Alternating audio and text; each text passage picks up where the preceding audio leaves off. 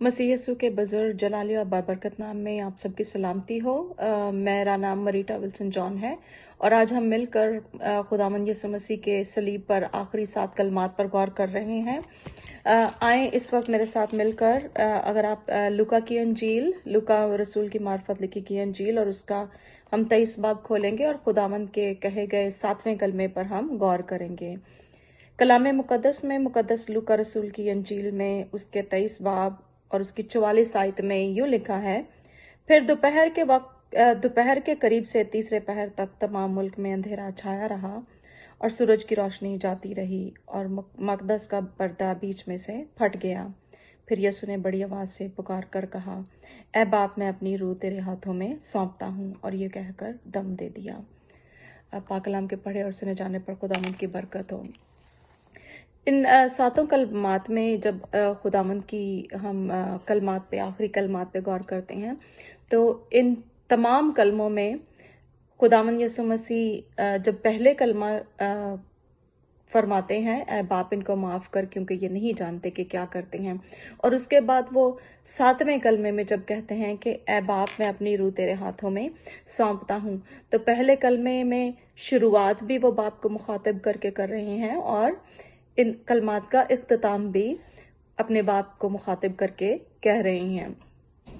मसीह यीशु का, मेरे अजीज़ों, दुनिया में आना इत्तफाक नहीं था, बल्कि वो खुदा के प्लान के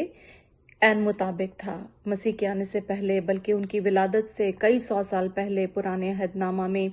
उनकी बहुत सारी पेशन गोइयाँ हमें मिलती हैं कि वो कैसे पैदा होंगे और किस तरह वो ज़िंदगी गुजारेंगे और किस तरह उन्हें हमारे लिए दुख उठाना ज़रूर है और किस तरह वो हमारे लिए निजात का काम करेंगे। और अपनी ज़मीनी खिदमत के दौरान उन्होंने बारहा उस प्लान को, बाप के उस प्लान को हमारे साथ शेयर किया और हम तक पहुंचाया। मसीह दुनिया में क्यों आए, और इस सवाल का जवाब जानने के लिए हम यूहन्ना रसूल की मार्फत लिखी गई अंजील और उसका 3 बाब और उसके 16 आयत में यूँ लिखा है कि खुदा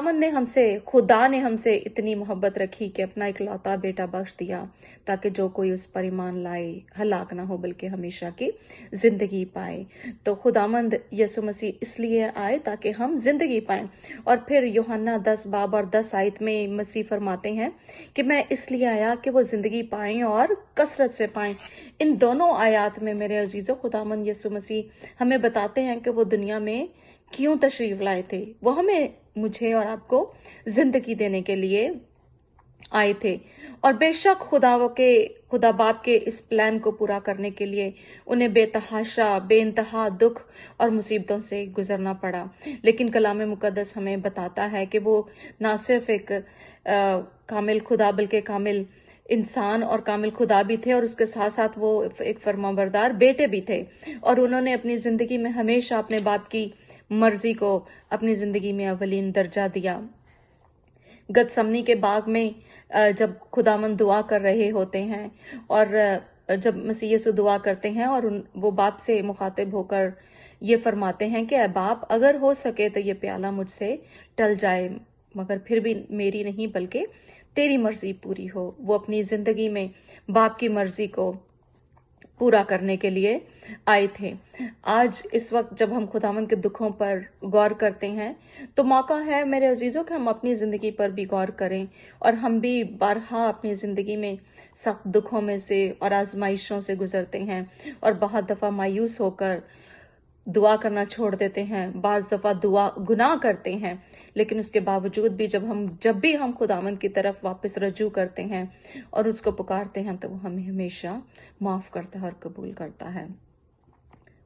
बहुत दफ़ा हम खुदावंद की मर्जी को जाने बगैर अपनी मर्जी के मुताबिक अपनी ज़िंदगी गुजारना चाहते हैं, और यही वो वजह है जिसकी वजह से हम अपनी ज़िंदगी में तकलीफ़ों में और आजमाइशों में घिर जाते हैं। और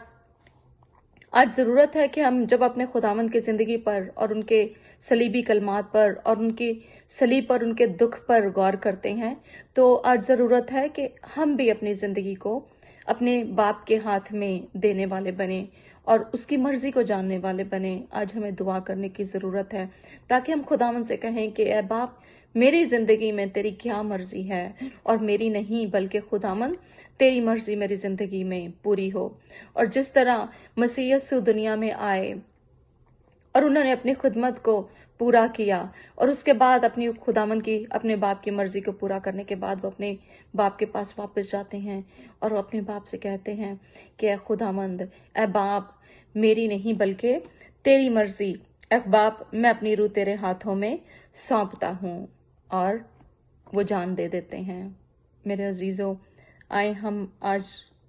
خداوند کی حضوری میں، اپنے باپ کی حضوری میں اپنی روح کو اور اپنی زندگی کو بھی دینے والے بنے، اور اسے کہنے والے بنے کہ اب باپ، میں اپنی زندگی کو، اپنی روح کو تیری ہاتھوں میں دے دیتی ہوں، تاکہ